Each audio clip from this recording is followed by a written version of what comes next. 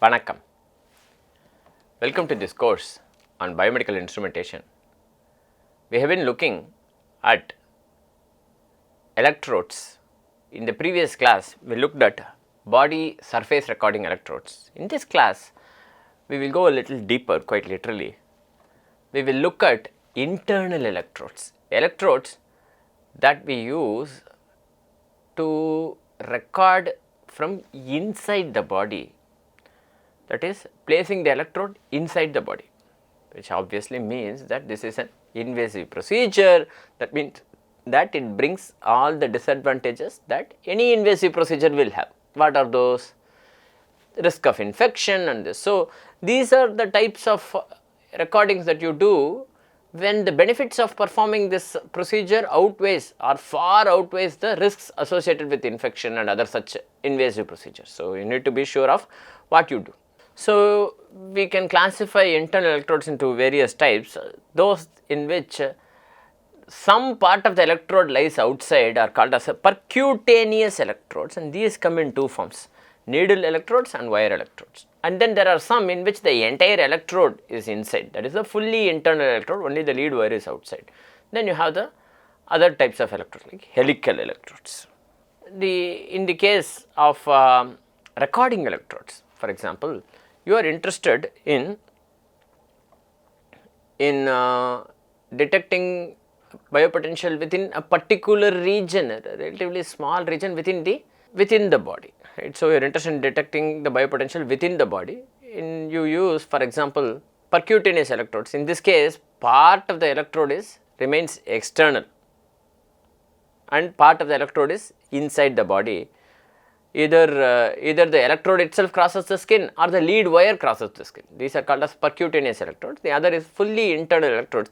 In this case, the electrode is completely implanted inside the body. This is implanted entirely within the body. This is connected to electronic circuits like telemetry transmitters, those that respond to signals from outside the body. Right.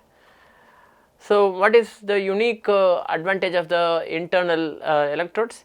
There is no skin electrolyte interface, because recall our discussion of the stratum corneum, stratum germinativum, stratum granulosum, stratum germinativum, epidermis. You have to scrape the skin, abrade and then apply alcohol and to minimize the impedance. Now, those problems are not there because you are inserting that. But there are other problems, because once you insert, if you want to insert, you need to pierce through the skin. That means that pain is involved. There is some discomfort that is involved. So, there is no skin electrolyte interface, only the electrode electrolyte interface matters.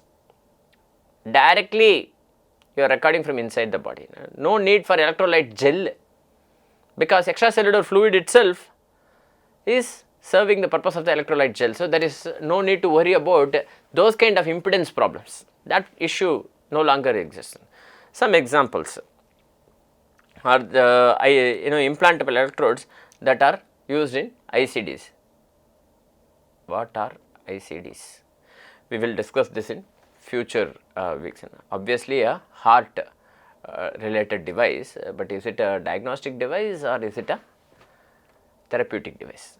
Check what is ICD related to heart disease. Check it. We will discuss that in future. The other is the deep brain stimulation electrodes that involve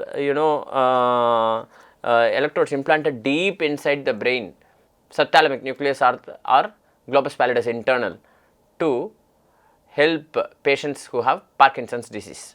Another implantable electrode. Right. Then you have then we start looking at the percutaneous needle electrodes. The basic needle electrode essentially has a stainless steel needle that whose shank is insulated with some material, maybe with varnish, for example, and the tip itself is exposed. So, this is the insulated part, and the tip itself is exposed for electrical contact with the part from where you want to record. The lead wire is attached at the base.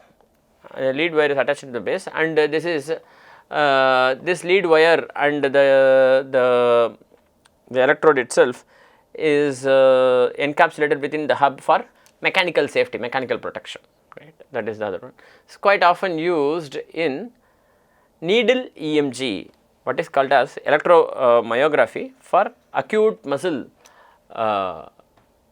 function recording or reading, right. This is used in what is called as a needle EMG. We will look at this hopefully in the next week, in 7th week content hopefully. Another version of this is the hypodermic needle, in which case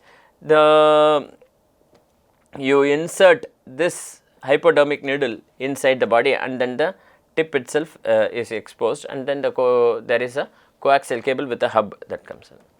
This is the shielded percutaneous electrode. This has a hypodermic needle with insulated fine wire that is inside the lumen, and this lumen is filled with some insulating material like epoxy resin or something, you know, and then there is a beveled tip that exposes the internal wire for that. Essentially that region is going to be the part from where you are going to record, and this needle is grounded via the shield of this coaxial cable. So, there are 2 layers, it's a coaxial cable.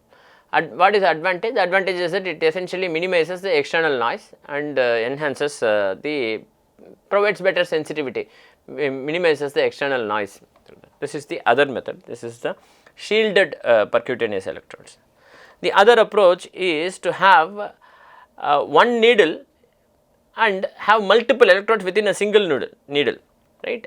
In this case 2-3 wires in the needle lumen for differential measurements. So, 2 needles, 2 wires are there, and then you insert a single needle, and then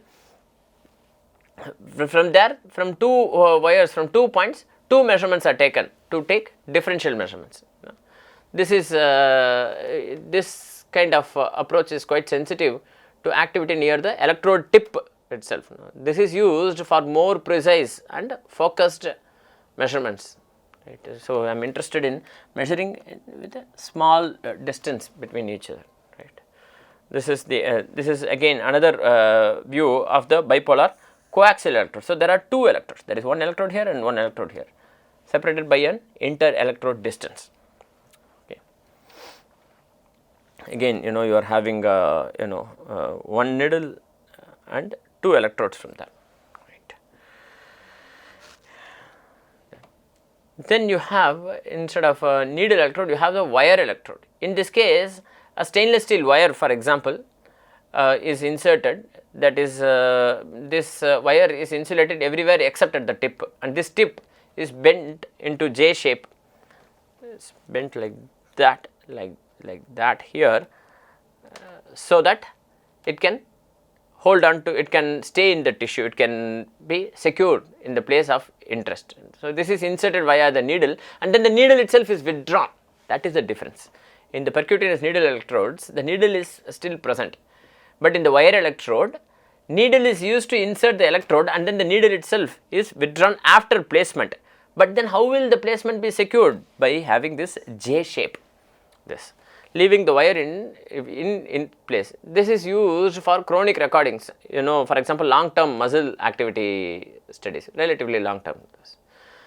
Then the other approach is to use helical wire electrode. This uses fine insulated wire that is coiled into a helix. Helical means helix, right, approximately 150 micron dia, and there is an uninsulated tip that is bent back along the needle during the insertion, right. So, this helix essentially provides flexibility and reduces the mechanical stress on the electrode, preventing breakage of the electrode during the movements. What are the advantages? Advantages, it essentially minimizes irritation and minimizes the possibility of infection and slippage or movement in active muscles. Right. So, then you have eyelet electrodes. These are electrodes that are made of multi-stranded stainless steel or platinum wire that are where the eyelet is formed by stripping and twisting the strands and then sutured into the tissue. Quite often almost always, not quite often, almost always silver itself is not used, because I already mentioned silver plus or silver cation is cytotoxic. Then you have cortical surface electrodes. These are really small 2 mm metallic spheres at the that are placed on the tip of a Teflon insulated wire that are inserted through burr holes and then rests on the cerebral cortex. You measure the cerebral cortex surface activity. This is secured with dental acrylic. This is used to measure or record subdural EEGs, or what are called as, what are possibly one way of measuring the corticograph. Here is that 2 mm sphere that is placed through that, like that. Okay. Then you have the suction electrode, similar to the suction electrode of the precordial leads. This has a suction cup that has a relatively sharp tip at the central probe. Suction draws into the fetal skin. This is used quite often to monitor fetal health during labor, right. So, you insert this through the cervix and measure the health of the baby. This through, not always used, no. So, suction, this because of suction, it essentially attaches to the baby's skin, which might slightly hurt the baby, yes, allowing the electrode to penetrate the stratum corneum, which will be painful, used during labor to monitor the fetal heart activity, and essentially measures the potential difference between the, that is below the skin surface, avoiding interference from the amniotic fluid. Amniotic fluid is the fluid that entirely surrounds the baby. So, to avoid that, it essentially directly attaches to the skin and then sucks on the skin, and that sharp tip essentially records from inside the skin, right.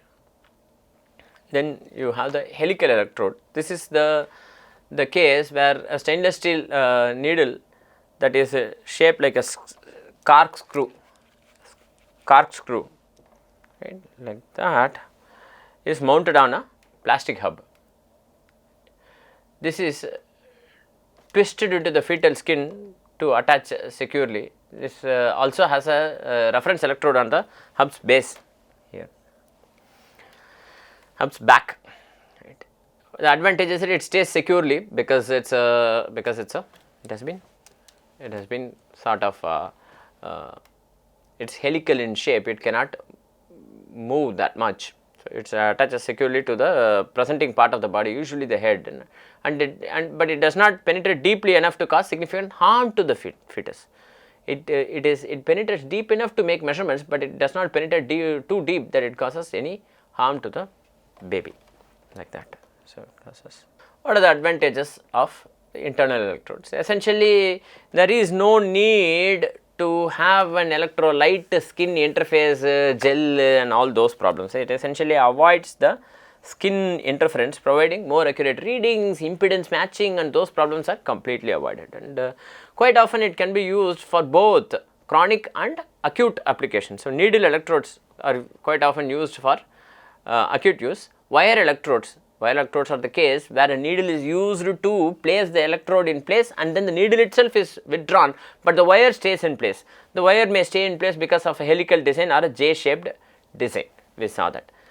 And electrodes can be designed for specific application in mind, specific research or medical purpose. Specific maybe fetal heart monitoring electrodes are different from, for example, internal electrodes that are used to study nerve conduction in adults, for example. So, they are completely different applications. So, depending on applications, the electrode shape, geometry, size, everything can be customized and varied.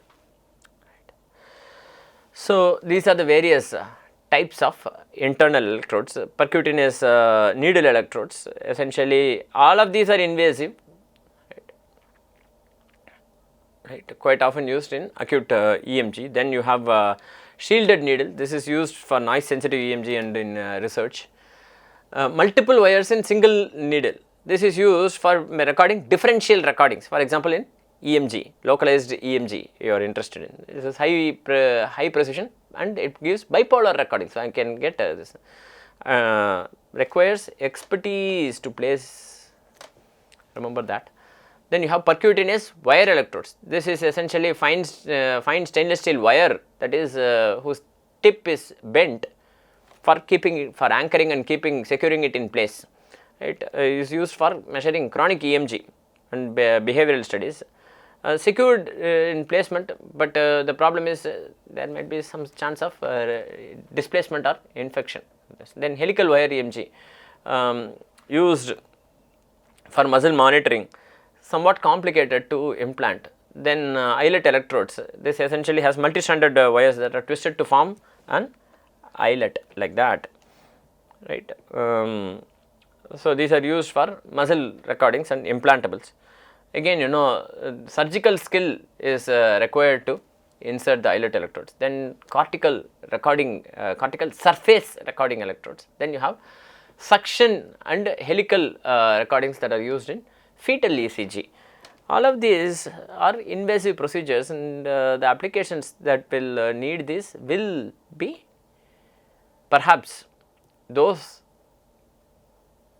whose benefits far outweigh the risks associated with the invasive procedures, right.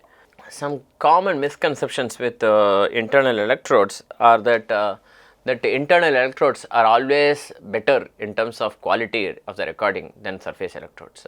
This is perhaps in terms of quality is perhaps true, but the disadvantage of internal electrodes is that they are invasive. So, there is a clear trade-off between signal quality and the degree of invasiveness, how painful or discomfort it is, and how the risk of infection increases once you are piercing the screen, once the electrode is internal. So, that is a common misconception among students. The other is that needle electrodes are electrodes that can only be used once.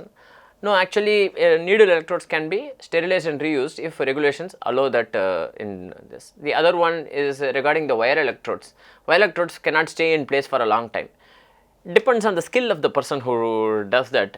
Properly placed wire electrodes can stay for relatively long time without displacement, but the risk of displacement always exists. Then what else?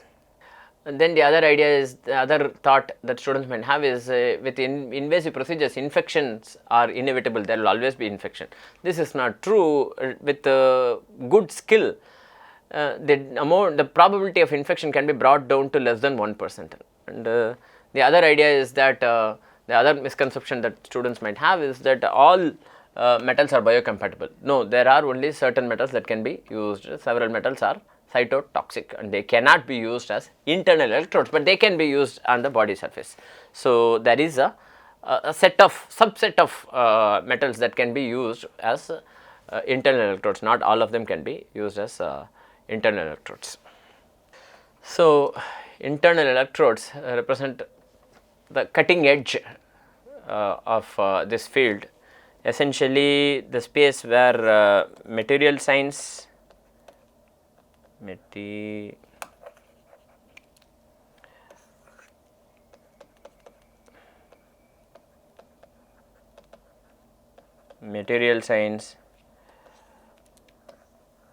biology and electronics. Material science, biology and electronics,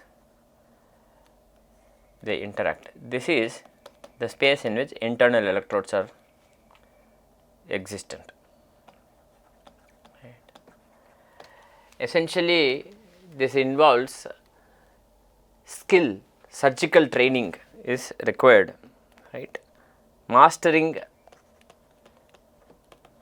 surgical training or surgical skills matter a lot when it comes to these electrodes. It is not just about electrode material and electrode properties, but also about placement, skill of the person, right. And long term reliability and other such challenges still continue to exist. So, with this we come to the end of this video. In this video we looked at internal electrodes in some good detail. Thank you very much for your attention.